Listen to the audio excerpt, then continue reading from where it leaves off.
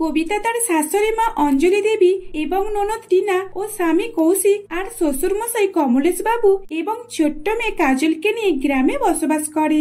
কমলেশ বাবু আর কৌশিক তারা দুই বাপ বেটাতে গ্রামে সবজি তোলা নামানোর কাজ করত আর সেখান থেকে খুব কম টাকায় মাইনে পেত। তারা তাদের সেই সবজি নামানোর কাজ করে সংসার চালাতো। এইভাবেই তারা দিন কাটাচ্ছিল। এদিকে গরমের তাপ সহ্য করতে করতে তারা এক প্রকার বিরক্ত হয়ে গিয়েছিল। আর তারপরে চলে আসে তাদের জীবনে অকাল ঝড় বৃষ্টি। তারা দরিদ্র হবার কারণে তাদের বাড়িটা ছিল মাটির, আর এই কারণে বৃষ্টির জল বাড়ির ভিতরেও এসে পড়ছিল।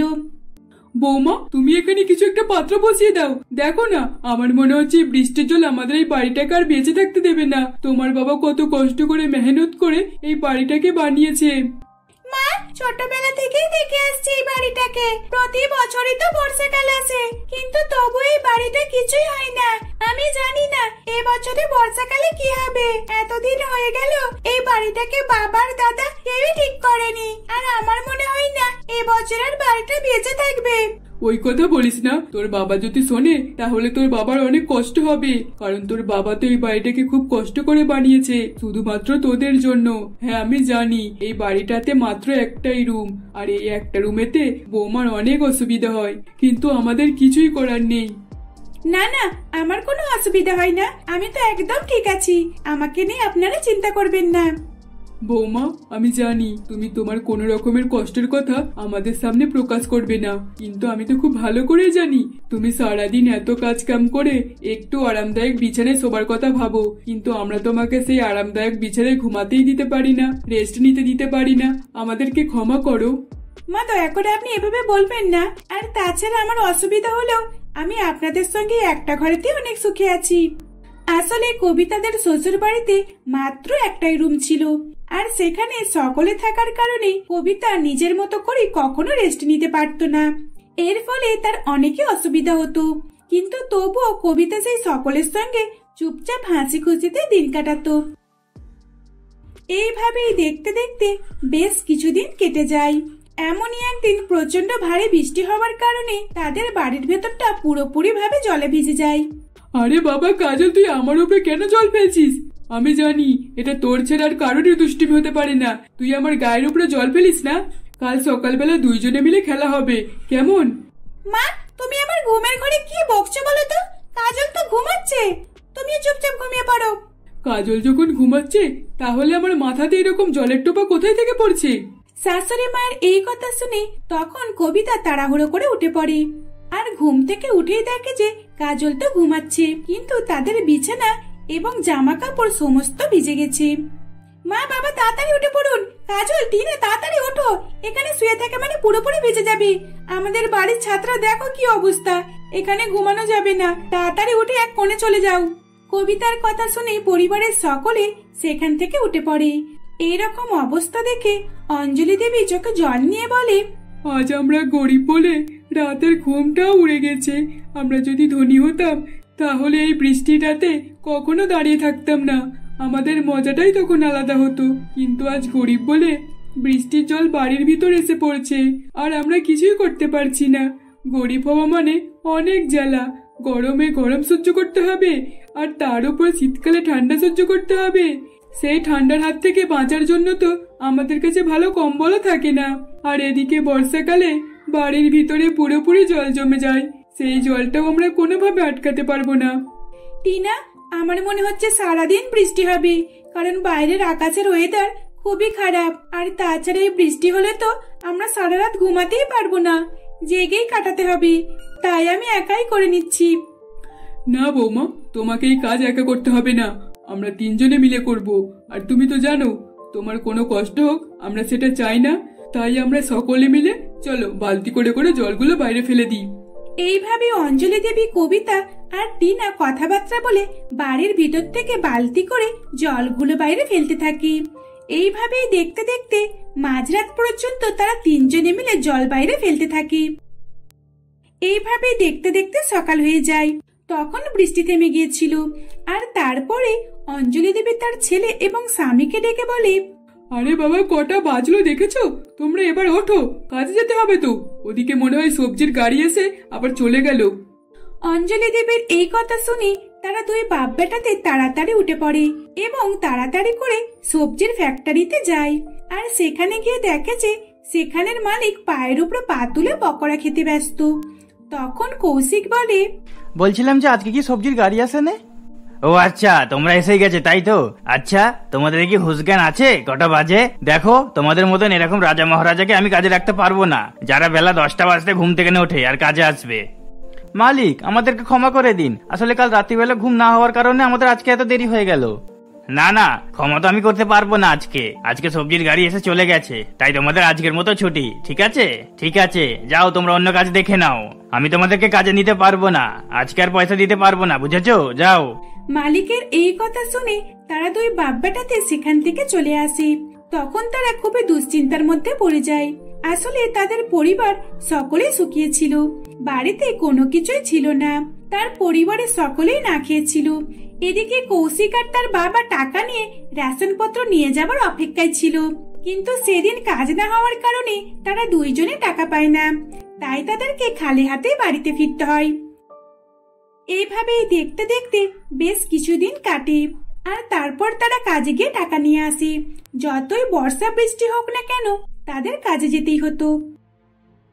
এইভাবেই কিছুদিন কাটার পর একদিন বৃষ্টির জলে তাদের বাড়ির ছাদকে পুরোপুরি উড়িয়ে নিয়ে চলে যায়। বৌমা, এবারে কি হবে গো? আমি তো কিছুই বুঝতে পারছি না। টিনা, তুই কাজলের মাথায় ছাতাটা ধরে থাক, না হলে ও তো বাচ্চা। এই বৃষ্টির জল কোনোভাবে ওর গায়ে পড়তে দিস না। এই বৃষ্টির জল পড়লে ও তাহলে জ্বরেতে পড়ে যাবে, আর আমাদের কাছে এখন টাকাও নেই যে চিকিৎসা করব। অঞ্জলি দেবীর এই কথা শুনে তখন টিনা ছোট্ট বাচ্চা কাজলের মাথার উপর ছাতা ধরে থাকে, কিন্তু বৃষ্টির সাথে সাথে হাওয়াও হচ্ছিল, যার ফলে টিনার হাত থেকে ছাতা উড়ে চলে যায়। যা, এবারে কি হবে? তাহলে তো এবারে আমি ভিজবো। দেখো, আমি তোমাদের সকলের মতোই ভিজবো। বৃষ্টির জলে ভিজতে আমার খুব ভালো লাগে। এইভাবেই কাজল সকলের সঙ্গে সেই বৃষ্টির জলে ভিজতে থাকে। আর তখনই কবিতা বলে, মা, ওই দেখুন আমাদের দেওয়ালটা পড়ে যাচ্ছে। দেখুন, মনে হচ্ছে ফাটল ধরেছে। এই বৃষ্টির জল আর আমাদের বাড়িটাকে বাঁচিয়ে রাখবে না। এখন বেরিয়ে চলুন এখান থেকে, না হলে এই মাটির দেওয়াল ঘাড়ে পড়বে, আমরা সকলেই মারা যাব। কবিতার মুখে এই কথা শুনি তখন সকলে তাড়াতাড়ি করে বাড়ি থেকে বেরিয়ে আসে, কিন্তু কবিতার শ্বশুর মশাই বাড়ি থেকে বার হতে চায় না। সে অনেকে কান্নাকাটি করতে থাকে। সে খুব কষ্ট করে বাড়িটাকে বানিয়েছিল, এই কারণে কোনোভাবেই সে বাড়ি থেকে বার হতে চায় না। ঠিক তখনই সেখানে একটা অ্যানাউন্সমেন্ট হয়।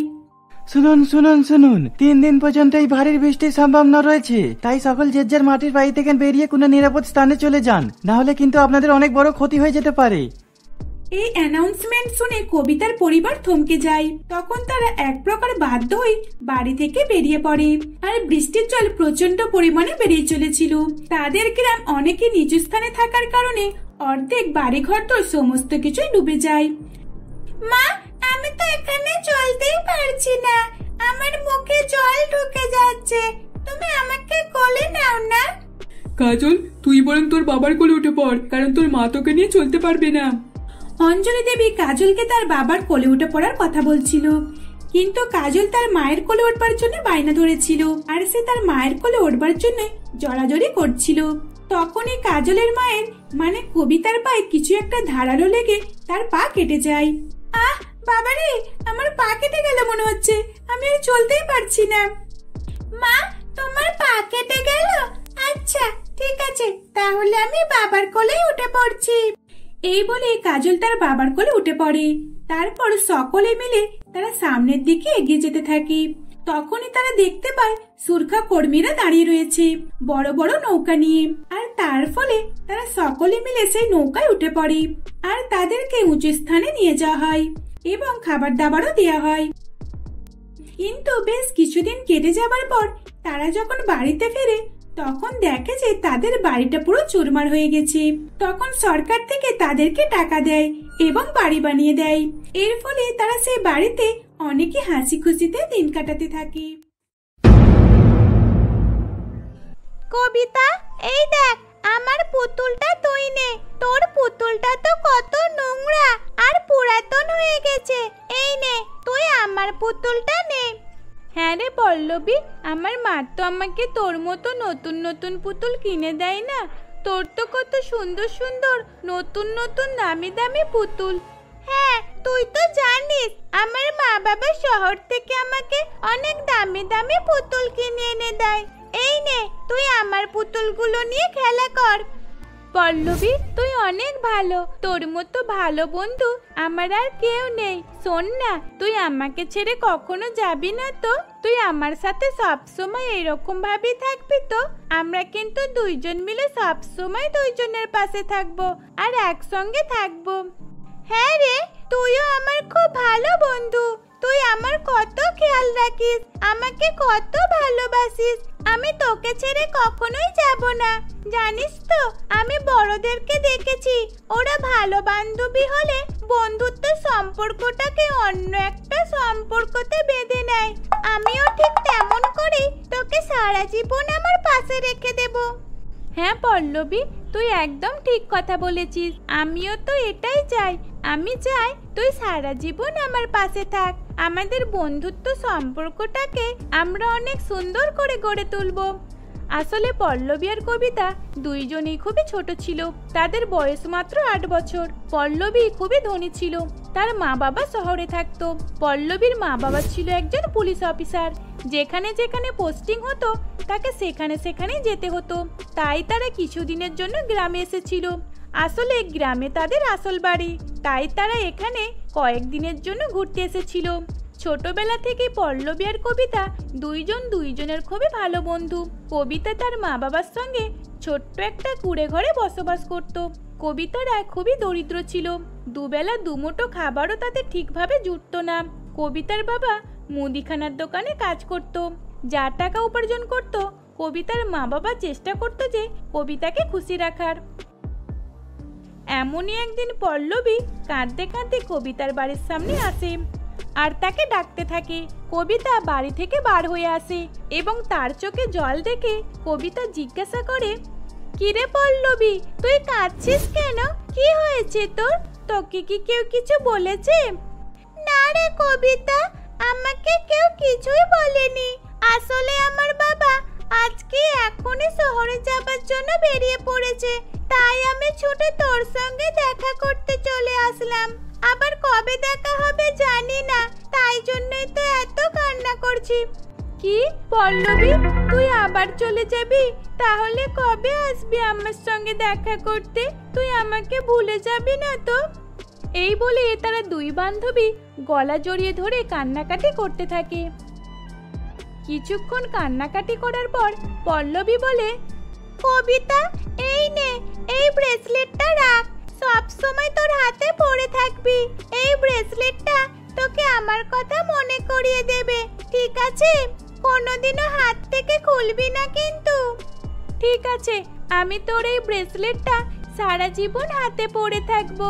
আর হ্যাঁ, তোর জন্য আমার কাছে একটা ছোট্ট উপহার আছে। এই নে, আমার গলার এই চেনটা নিয়ে যা। এটা আমার মা আমাকে বানিয়ে দিয়েছিল। তুই এই চেনটা সব সময় পরে থাকবি আর এই লকেটটা হারাতে দিবি না। এই রকম ভাবে পল্লবী আর কবিতা যখন কান্নাকাটি করতে করতে কথাবার্তা বলছিল, তখনই সেখানে পল্লবীর মা বাবা বড় গাড়ি নিয়ে সেখানে চলে আসে। পল্লবীর মা গাড়ি থেকে নেমে পল্লবীকে বলে, পল্লবী, এবার তোমার বান্ধবীকে বাই বলে চলে এসো, আমাদের দেরি হয়ে যাচ্ছে। হ্যাঁ মা, এই তো আসছি। কবিতা, তুই নিজের খেয়াল রাখিস। আমি তোর কাছে আবারও ফিরে আসব। ভাগ্যে থাকলে আবারও তোর সঙ্গে দেখা হবে, ঠিক আছে? আচ্ছা, এবার তাহলে আমি যাচ্ছি। Bye bye. এই বলে কবিতার মা বাবার সঙ্গে বড় গাড়িতে করে সেখান থেকে চলে যায়। এইরকম ভাবেই বেশ কিছু বছর অতিবাহিত হয়ে যায়। দেখতে দেখতে কবিতার পল্লবী দুইজনই বড় হয়ে ওঠে। পল্লবী শহরে গিয়ে বড় হয়ে যাবার পর সে একটা বড় ফ্যাশন ডিজাইনার হয়। এদিকে কবিতার মা বাবা কবিতার একটা গরিব পরিবারে বিয়ে দিয়ে দেয়। কবিতা বিয়ের পর নিজের সংসার খুব ভালো করে সামলে নিচ্ছিল। কবিতার শ্বশুর বাড়িতে তার শাশুড়ি মা মীনাক্ষী দেবী এবং তার দেওর রাহুল আর তার স্বামী থাকতো। কবিতার স্বামী কাজের সন্ধানে বারবার শহরে যেত। এমনই একদিন কবিতার দেওর রাহুল কবিতাকে বলে, বৌদি, তুমি কালকে আমার জন্য আমার পাঞ্জাবিটা ইস্ত্রি করে রাখবে, কারণ কালকে আমি আমার একটা বন্ধুর বিয়েতে যাব। ওরা খুবই ধনী, তাই একটু ভালোভাবে যেতে হবে। আচ্ছা ঠিক আছে, আমি তোমার পাঞ্জাবিটা ইস্ত্রি করে রাখবো। এখন চলো, আমি খাবার বানিয়েছি, খেয়ে নাও। এই বলে কবিতা তার শাশুড়ি মা এবং দেওরকে ভাত বেড়ে দেয় এবং নিজেও খাবার খেতে বসে। রাহুলের খাবার খাওয়া হয়ে যাবার পর রাহুল তার বৌদির মাথার কাছে হাত পাকা নিয়ে হাওয়া করতে থাকে। এ কি রাহুল, তুমি কি করছো? না না, আমাকে হাওয়া করতে হবে না, আমি একদম ঠিক আছি। তুমি বরং মাকে হাওয়া করো, মায়ের হয়তো প্রচন্ড গরম হচ্ছে। তুই আমার ছেলে হয়ে বৌদির মাথায় হাওয়া করছিস? তুই দেখতে পাচ্ছিস না আমি তোর সামনে বসে রয়েছি? মা, বৌদি এতক্ষণ ধরে উনুনের সামনে বসে বসে রান্না করছিল। বৌদির খুবই গরম হচ্ছিল, সেই জন্য আমি বৌদিকে হাওয়া করছিলাম। বাহ বাহ বাহ, তোর বৌদি উনানের সামনে বসে রয়েছে, তার গরম হচ্ছে, আর আমি যে ঘরের ভিতরে বসে রয়েছি আমার গরম হয়নি? সবসময় খালি বৌদির হয়ে বলা। আমি তো বুঝতে পারি না তোরা আমার ছেলে নাকি অন্যজনের। আর বৌমা, তুমি এসব কি রান্না করেছো? আসলে মা, বাড়িতে তো আর কিছুই রান্না করার মতো ছিল না, তাই আমি সোয়াবিন রান্না করেছি। আসলে আপনি তো জানেন আপনার ছেলে শহরে গেছে, আর এদিকে রাহুলেরও পড়াশোনা, সবকিছু ম্যানেজ করতে করতে হাতে আর টাকা বেঁচে থাকে না। থাক থাক, ওসব জ্ঞান আর আমাকে দিতে হবে না। আমিও দুটো সন্তান মানুষ করেছি, আর আমাকে জ্ঞান দিতে এসেছো? এই বলে মীনাক্ষী দেবী সেখান থেকে চলে যায়। পরের দিন কবিতা রাহুলের পাঞ্জাবিটা ইস্ত্রি করে রাখে এবং তখন সে দেখে যে পাঞ্জাবিটা অনেকটা ছেঁড়া। সেটা দেখে কবিতা রাহুলকে বলে, রাহুল, তুমি বরং এই পাঞ্জাবিটা নিয়ে ওই যে পাশের গ্রামের রাস্তার ধারে একটা ফ্যাশন ডিজাইনার রয়েছে, ওখানে খুব সুন্দরভাবে সেলাই করা হয়। আর হ্যাঁ, একটা মেয়ে ওখানে সেলাই করে, আমি যতটা শুনেছি আর কি। তুমি ওর কাছে যাও, এত সুন্দর পাঞ্জাবিটা না হলে নষ্ট হয়ে যাবে। তুমি আজই যাও, সেলাই করে নিয়ে এসো। বৌদির কথা মতো রাহুল সেই টেলারের কাছে যায় এবং সেখানে গিয়ে রাহুল ফ্যাশন ডিজাইনার সোনালির সঙ্গে দেখা হয়। সোনালিকে দেখতে খুবই সুন্দর ছিল, যার কারণে রাহুল তার দিক থেকে একদমই চোখ সরাতে পারছিল না। সোনালিরও রাহুলকে খুবই ভালো লেগে যায়। রাহুল কিছুক্ষণ বসে থাকার পর সোনালি তার হাতে পাঞ্জাবিটা সেলাই করে দেয়। এইরকম ভাবেই তখন তারা একে অপরের সঙ্গে কথাবার্তা বলতে থাকে, আর আস্তে আস্তে তারা প্রত্যেক দিনই কোথাও না কোথাও দেখা করতে থাকে। দেখতে দেখতে তাদের দুইজনের মধ্যে একটা সম্পর্ক গড়ে ওঠে। একদিন রাহুল তার পরিস্থিতির কথা সোনালিকে শোনায়। সব শুনে সোনালি রাহুলকে বিয়ে করতে রাজি হয়ে যায় এবং তখন সে বলে, রাহুল দেখো, তোমার বাড়ি যেমনই হোক না কেন, তোমার বাড়িতে যতই বর্ষাকালে জল পড়ুক না কেন, আমি তোমার কাছেই থাকবো। আমি তোমার সঙ্গে সারা জীবন থাকতে চাই। তুমি আমাদের বাড়িতে বিয়ের সম্বন্ধ নিয়ে এসো। আমার বৌদি একদম আমার বান্ধবীর মতো। তুমি আমার বৌদির কাছে কালকেই আসবে আমার বিয়ের সম্বন্ধ নিয়ে, ঠিক আছে? এইরকম ভাবেই তারা দুইজনে কথাবার্তা বলার পর একে অপরের বাড়ি চলে যায়। বাড়িতে গিয়ে রাহুল তার বৌদি কবিতাকে সমস্ত ঘটনা শোনায়। কবিতা সবকিছু শুনে পরের দিন কবিতা, রাহুল আর মীনাক্ষী দেবী সোনালীদের বাড়িতে যায়। তারা যখন বাড়ি থেকে বার হয়েছিল তখনই অনেক জোরে বৃষ্টি হচ্ছিল। বৃষ্টিতে তারা পুরোপুরি ভিজে গিয়েছিল এবং তাদের পায়ে অনেকই কাদা হয়ে গিয়েছিল। তারা যখন সোনালীদের বাড়ির ভিতরে ঢোকে তখন সোনালীর বৌদি বলে, এই যে আপনারা এইরকম কাদা পায়ে ভিতরে চলে আসলেন কিভাবে? আপনাদের কি অনুমতি দিয়েছে ভিতরে আসার? বাড়ির বাইরে পা ধোবার জন্য অনেক কিছু রাখা রয়েছে, আপনারা কি দেখতে পান না? যান, আগে পাটা ধুয়ে আসুন, তারপরে আমার বাড়ির ভিতরে ঢুকবেন। সোনালীর বৌদির এইরকম ব্যবহার দেখে তাদের সকলের খুব খারাপ লাগে এবং নিজেদের অনেক ছোট বলে মনে হয়। তারা পা ধুয়ে বাড়ির ভিতরে ঢোকে এবং তখনও সোনালীর বৌদি কবিতা, রাহুল এবং মীনাক্ষী দেবীকে অপমান করে। সোনালীর বৌদি কবিতার হাতের দিকে দেখে বলে, এই, এটা তো আমি আমার বান্ধবীকে দিয়েছিলাম। এই ব্রেসলেটটা তুমি কোথায় থেকে পেয়েছো? তুমি কি চুরি করেছো আমার বান্ধবীর কাছ থেকে? এই, তুমি এইসব কি বলছো? এটা তো আমার বান্ধবী পল্লবী আমাকে ছোটবেলায় দিয়েছে। তখন কবিতা আর পল্লবী একে অপরকে চিনতে পারে। বড় হয়ে যাবার কারণে তারা একে অপরকে চিনতে ভুল করেছিল। হাতের ব্রেসলেটটা আর গলার চেনটা দেখে তারা একে অপরকে চিনতে পেরে যায়। তখন পল্লবী সোনালীর সঙ্গে বিয়ে দেবার জন্য রাজি হয়ে যায়। তখন তারা বন্ধুত্বের সম্পর্কটাকে একটা অন্য সম্পর্ক বানিয়ে নিয়েছিল। এইরকম ভাবে নতুন সম্পর্ক গড়ে তোলে। তারা আবারও ছোটবেলার বান্ধবীকে ফিরে পেল। এইরকম ভাবে তারা হাসি খুশিতে দিন কাটাতে লাগলো।